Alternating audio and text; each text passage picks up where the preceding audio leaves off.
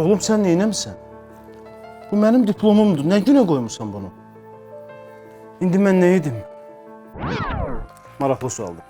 Sənədləriniz zədələndikdə və ya itdikdə onları necə bərpa edə bilərik? Mülkiyyət, şəxsiyyət, təhsil və digər sənədlər verilərkən bir nüsxəsi aidiyyatı qurumda saxlanılır. Əgər sənəd verən müəssisə ləğv olunubsa, itirilmiş və ya zədələnmiş sənədin dublikatının verilməsi mümkün olmur. Bu zaman sənədin təsdiq olunmasını istəyən vətəndaş qeydiyyatda olduğu yer üzrə rayon məhkəməsinə ərizə ilə müraciət edərək onun mövcudluğunu təsdiq etdirə bilər. Məsələn, attestat itirildikdə vətəndaş oxuduğu təhsil müəssisəsinin direktoruna ərizə ilə müraciət edir.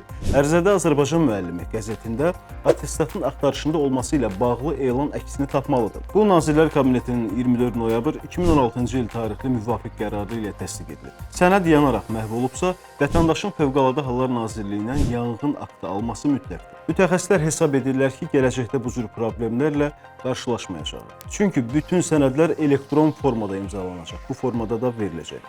Yəni sənədin orijinal və ya dublikatı anlayışı olmayacaq. Maraqlı videolar üçün kanalımıza abunə olub bizi izləməyi unutmayın.